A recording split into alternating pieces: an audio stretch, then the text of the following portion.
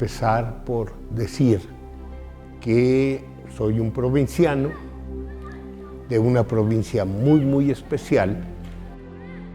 Hay ciertos años de la vida que son los que lo forman a uno y continúo pensando y sintiendo como provinciano.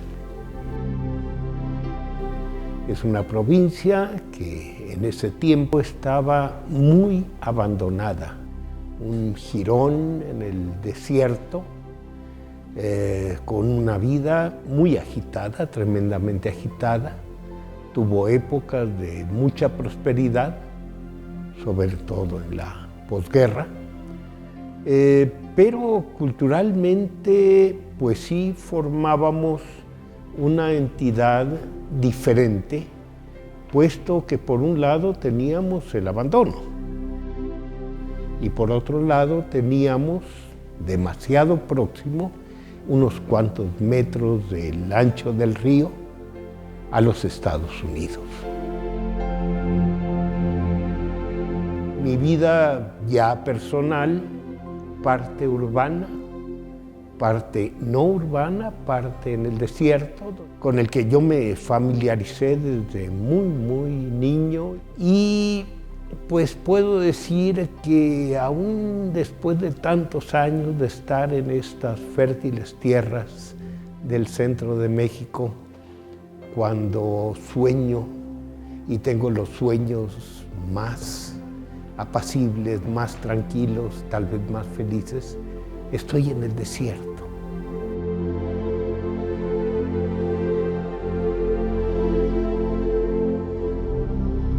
Aquellos años de niño son los que me formaron.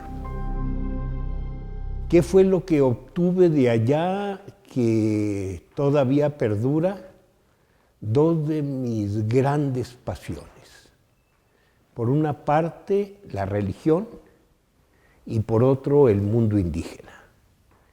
La religión en el sentido de objeto de estudio. Lo que me interesa es el politeísmo.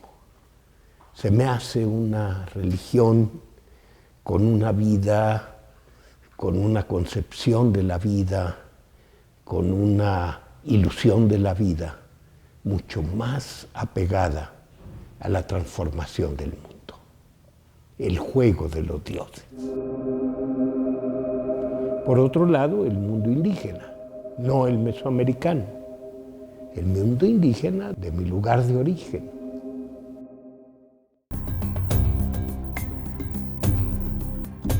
La carrera que estudié fue el Derecho. Después de recibirme, trabajé 3 años y francamente me aburría. No era lo que quería.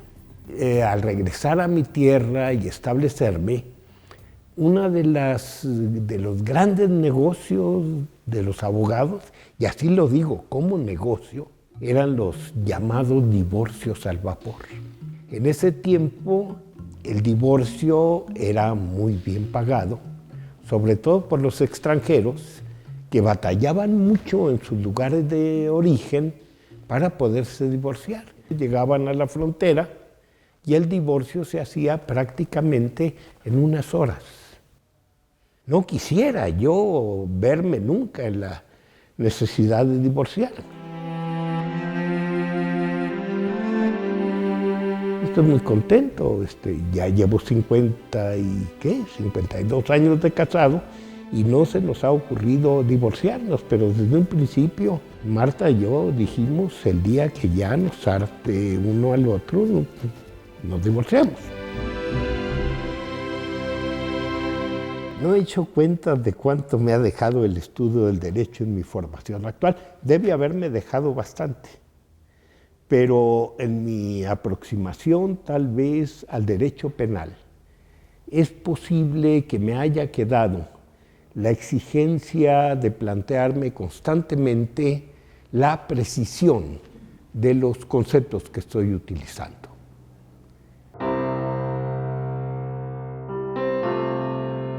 Mi vida como historiador empieza por el camino del autodidacto.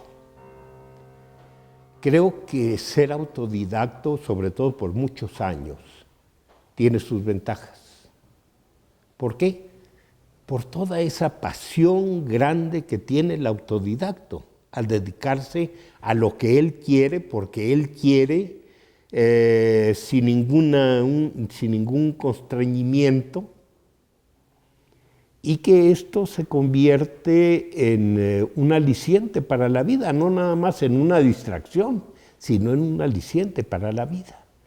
Sin embargo, hay que reconocer que el autodidacto tiene también muchas limitaciones, entre otras la falta de sistematicidad. Y entonces decidí iniciar la carrera. Y tuve que empezar la carrera desde el primer año de la licenciatura. Creo que estuvo bien, muy bien. ¿Por qué? Porque así me forzó. Yo no soy un hombre disciplinado, nunca lo he sido, nunca me ha gustado la disciplina, pero le encontré algunas ventajas y empecé a asomarme a rincones de la historia que yo tenía totalmente abandonados porque no me interesaban. Creo que uno está formado por todas sus lecturas. De las lecturas que yo hice desde muy joven, una que me impresionó profundamente fue La rama dorada de Fraser. Me llamó mucho la atención la lectura de este libro. Puedo decir que es uno de los libros formadores que me obligó a ver desde esa época la religión como un sistema de creencias. Un sistema de creencias para explicar el mundo. Entonces empecé a buscar el sistema, el ordenamiento, la coherencia de las creencias que yo estaba estudiando.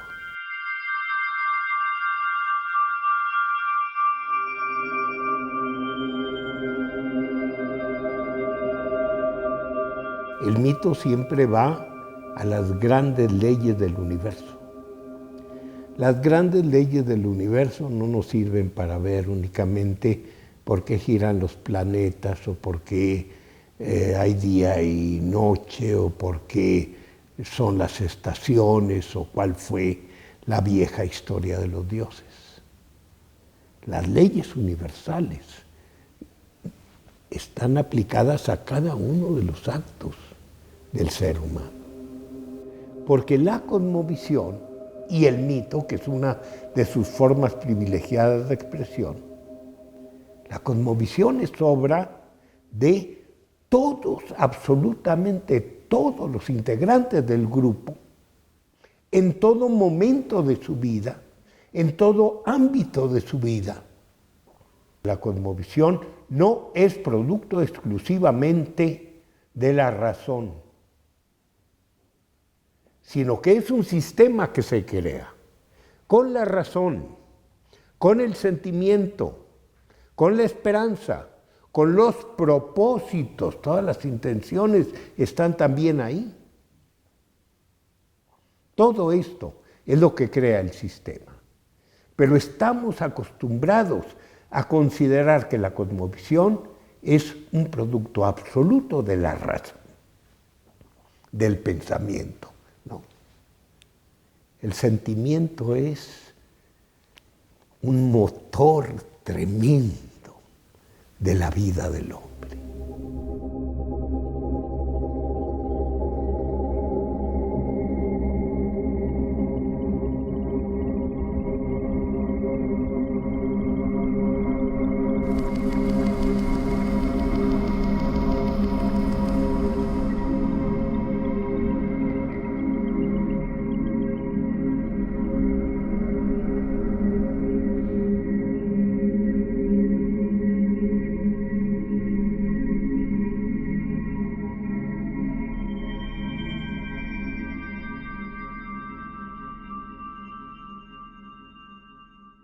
La ideología está incluida en la cosmovisión.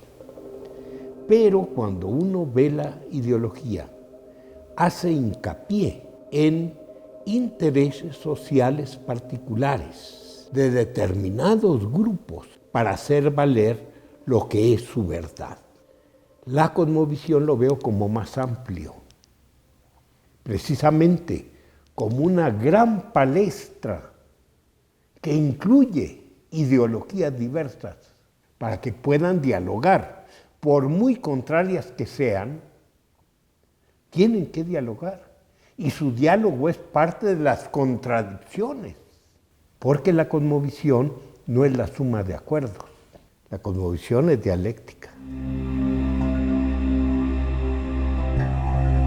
El pensamiento mítico es aquel pensamiento que establece la esencia de las cosas, lo que no cambia, cuando menos así lo estima el creyente. El pensamiento del mito lleva siempre a: hubo un tiempo en que los dioses hicieron lo que es hoy, como es hoy.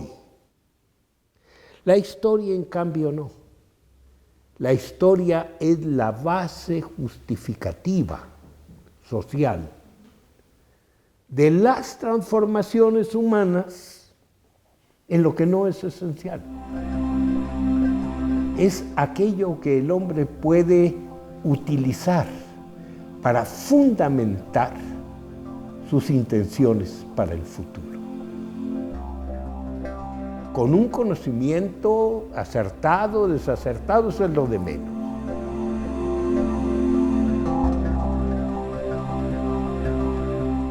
Llega el momento, paradójicamente, en que la historia tiene que estar sustentada en el mito, como actividad, como creación, como conciencia. La historia también tiene que estar asentada en el mito y entran momentos en la producción historiográfica en que las dos se mezclan. Y esto hace difícil el estudio. Por ejemplo, las migraciones. ¿Qué tanto tienen las migraciones de realidad histórica, y qué tanto tienen de mito?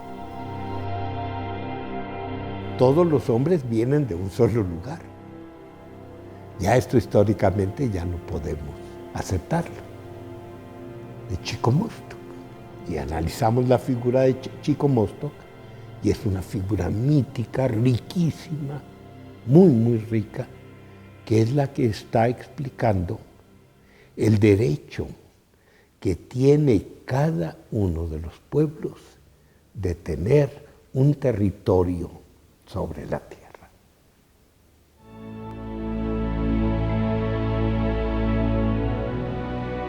Ese náhuatl que yo estudié ya no existe, es el del 16, 17.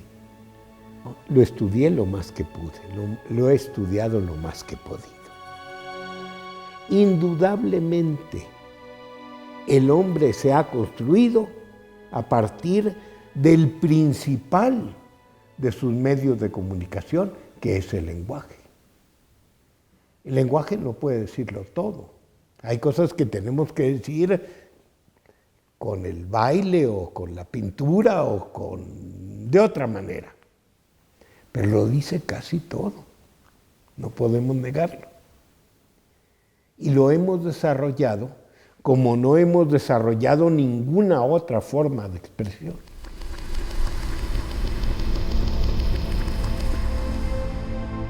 Es natural que si vamos a estudiar no el lenguaje, sino la lengua ya en particular, su riqueza de liga entre el pensamiento y su medio de expresión privilegiado se vuelven mucho más estrechos. Creo que yo no pudiera saber lo que creo saber de la antigua cultura náhuatl si no fuera a través del conocimiento del náhuatl.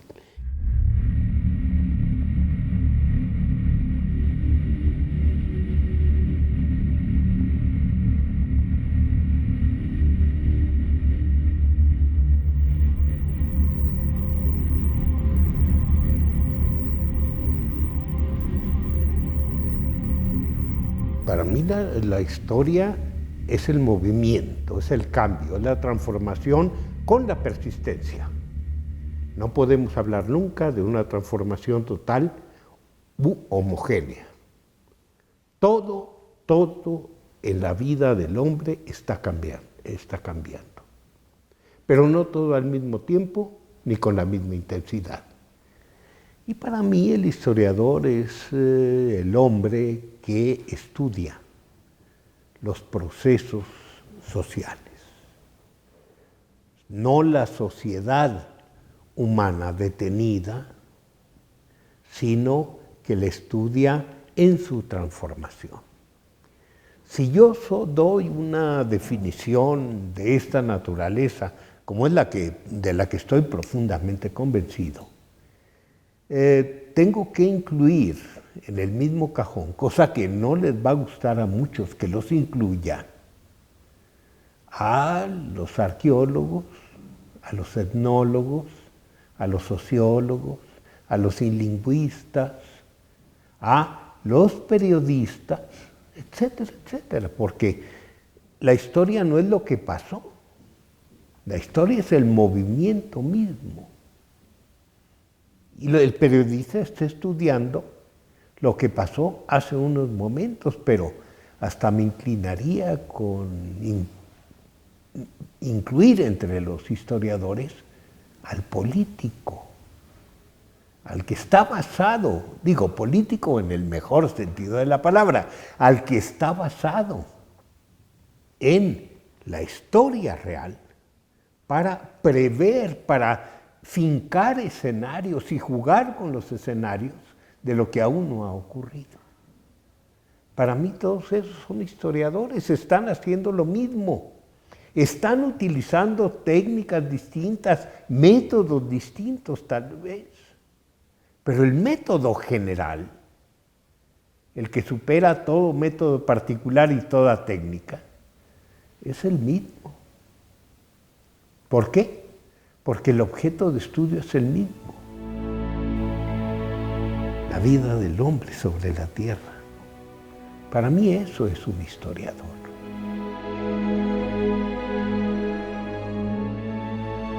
Aquel pináculo que tenía el hombre occidental como intérprete de todo el mundo, y aquel pináculo del pináculo que tenía el científico, que desde una perspectiva occidental veía a todo el mundo, han quedado totalmente doblegados ante una realidad que nos demuestra que son muchas las formas de concebir el mundo.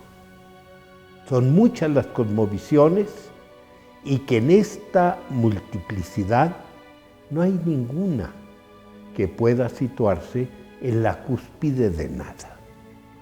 O sea, la actualidad científica nos demuestra que cada uno de nosotros es un otro en un mar de otredades.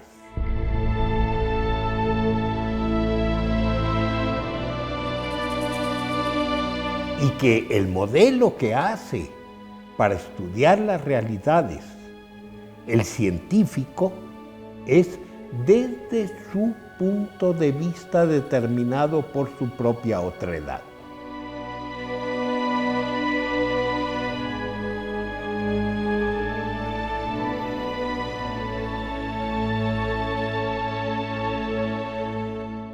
Bueno, lo que hace es tender puentes, a ver qué resultados tiene. Y entra en el juego de la discusión y también entra en otro juego que es muy diferente.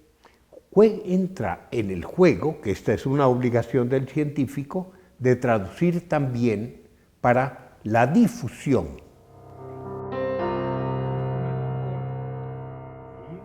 Y todo aquello que proponemos, que ha pasado por toda una coladera muy rígida, sabemos que nunca queda a tal punto pulido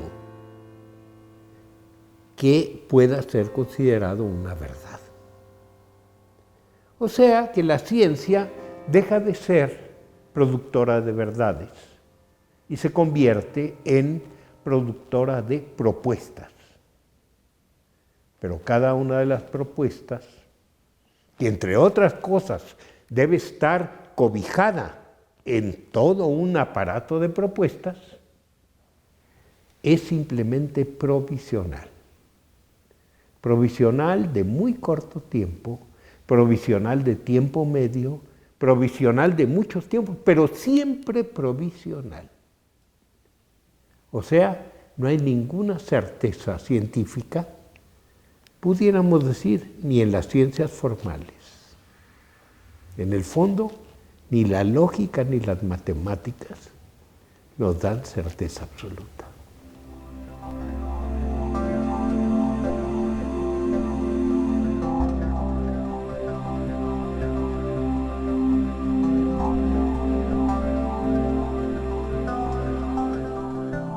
La vida del científico no tiene ningún sentido como individuo aislado. Debe estar en el juego de la discusión, debe hablar, debe entrar incluso en este discurso que es muy, muy difícil, intergeneracional. Las nuevas corrientes que llegan con aspectos que los viejos nunca observamos en nuestro tiempo. Digo, en nuestro tiempo de mayor formación, siempre estamos formándonos. Entonces, si uno no dialoga, no es científico.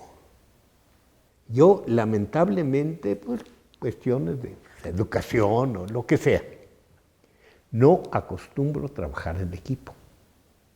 Batallo mucho, pero tiene uno que hacerlo.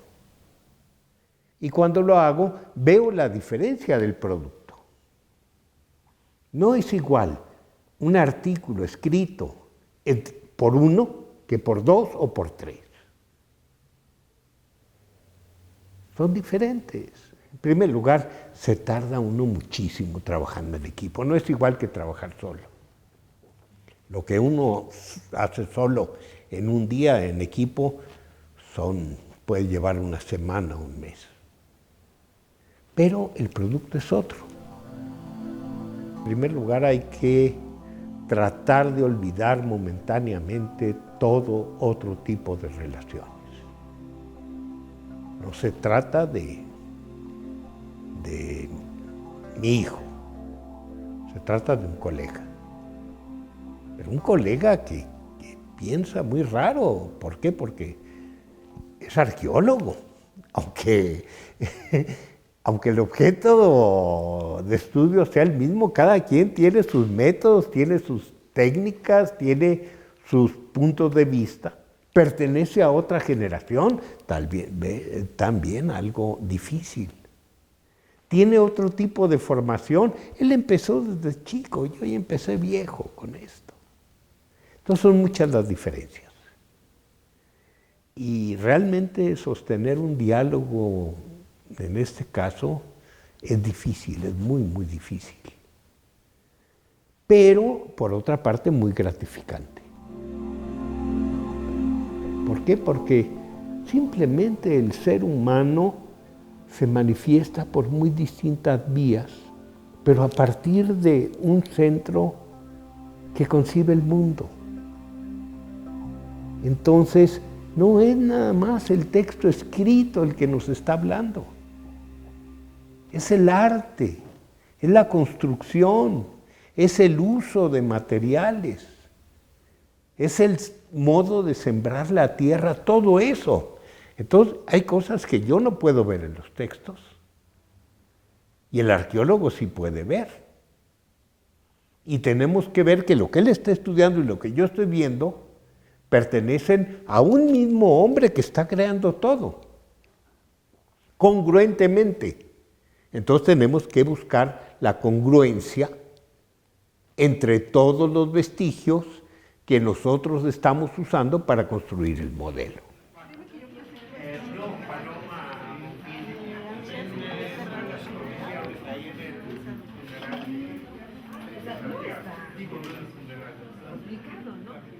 Y para esto tendríamos que remontarnos al siglo XVI, cuando Fray Bartolomé de las Casas, que nos dice literalmente, toda esta tierra, se refiere a Guatemala, con la que propiamente se dice Nueva España. Os puedo decir simplemente que uno de los aspectos más amables, mucho más amables, de la investigación es la docencia. ¿Por qué? Porque se disfruta enormemente. Hay ocasiones en que la vida lo llena uno de problemas, de preocupaciones. No es que se trate uno de evadir, pero cuando menos un momento de descanso es cuando se entra a un aula. Y empieza uno un diálogo que lo hace uno apartarse de los problemas. Y ya después termina la clase y sale uno al mundo cargado de fardos. Yo lo veo así, un momento de disfrute de la vida académica, aunque toda la vida académica se disfrute. ¿Por qué? Porque hay diálogo. Porque lo que yo llevo como propuesta no es lo único que se lleva como propuesta. Hay otras, de otra naturaleza. ¿Por qué? Cuando menos están más frescas.